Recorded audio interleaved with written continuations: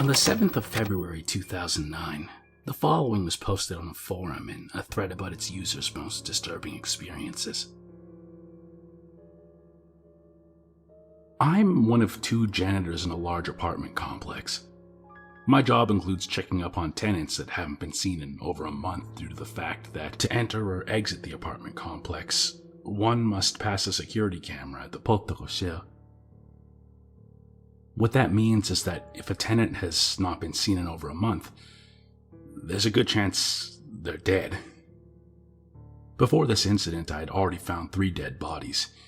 2 old people passed away from natural causes and a junkie overdosed. So, naturally, when the landlord told me to go check an apartment rented by a guy in his 50s one morning, I was expecting to find him dead. When I went in, there was a kind of musty smell. It was pretty faint, so it didn't seem likely for there to be a corpse laying around. I called out the tenant's name, but got no response. I went around the apartment looking for him and to see if it looked like he'd been there recently or not. There wasn't much dust anywhere, so it definitely seemed like he was still living there. When I opened the bedroom door, I literally screamed and backed away. There was what appeared to be a mummified woman sitting on the bed. You know, all dark gray-brown and dry-looking with an open-mouthed grimace and teeth visible, arms positioned kind of awkwardly, a couple patches of hair on the head. All naked. That was clearly where the smell came from, but it didn't really smell like a dead body as far as I could tell. Now, obviously I'd never smelled a mummy before, so I couldn't be sure, but to my nose it smelled like garbage and semen.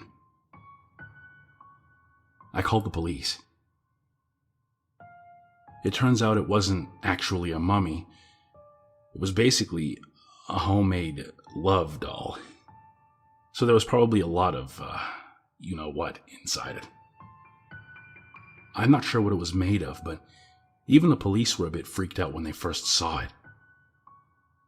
Oh, and the guy was hiding under his own bed, and only came out when the cops showed up. I really don't know what to make of that, and I don't think he even tried to explain. That made the whole experience so much scarier because, what the fuck? The guy still lives in that apartment, presumably still doing whatever he does with that creepy-ass life-sized mummy doll. 6 days later, the same user posted a thread about people ringing his doorbell and throwing pebbles at his window every night. He begged people to stop bothering him, explaining that he didn't care what people did in the privacy of their own bedrooms, and that he understood the tenant was likely suffering from some kind of mental illness. He also explained that he couldn't just move because his job required him to live at the apartment complex. Others were quick to deny responsibility for the harassment and point out that his location wasn't public, and that he'd never posted any personally identifiable information. Later that evening, he posted another reply. He admitted that it was possible that the one behind the harassment wasn't anybody on the forum, but that he was certain that it was in relation to the tenant and his doll. Many users suggested that it was the tenant himself, which he couldn't rule out, but considered unlikely because the man barely ever left his apartment. Some speculated that the tenant had convinced his friends to target the janitor, but the janitor insisted that he didn't seem the type to even have friends. He promised to investigate further, which raised some eyebrows as it now seemed like he'd accepted that it could be the tenant's doing after all. Attempts to get him to explain what he meant by investigating proved unsuccessful, as he stopped posting altogether. It wasn't until 3 months later that the janitor posted again. He prefaced the post by saying that he understood most people there wouldn't believe a word of it or label him a troll and promptly forget that he'd ever posted anything on the forum, and in addition, he stressed that it would be his last post. He explained that he had broken into the doll fucker's apartment one night with the presupposition that the tenant would be asleep. What he found was indeed the man sleeping in his bed next to the doll. Only the doll was stroking his hair and whispering into his ear with one of its legs outstretched over him. The janitor froze in his tracks and stared in disbelief as the dried-up fingers swept back and forth. For what felt like minutes, he could only observe. Eventually, his courage returned and he demanded an explanation out loud. As soon as the tenant woke up, the doll fell off of him as lifeless as any other doll. The janitor repeated his question, raising his voice. The tenant simply jumped out of bed and crawled under it, whimpering quietly. The doll's unmoving gaze was fixed on the janitor, its body twisted in a pose that would be too uncomfortable for any human to endure. Clearly, it wasn't alive, and he began to wonder if he had imagined the entire thing. He apologized to the tenant, attempting to soothe him while approaching the bed.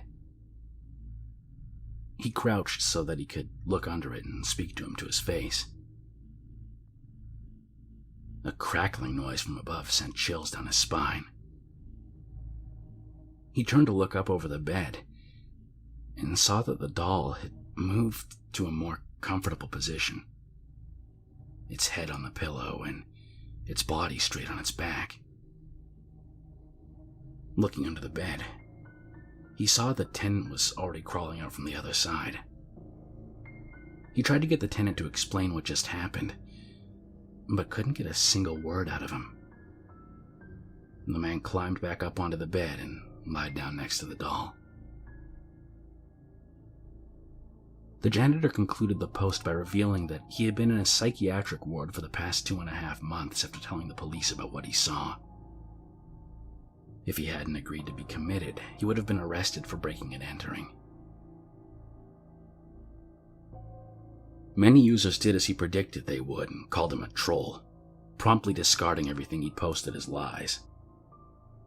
And others took him at his word and attempted to explain the incident with increasingly outlandish theories.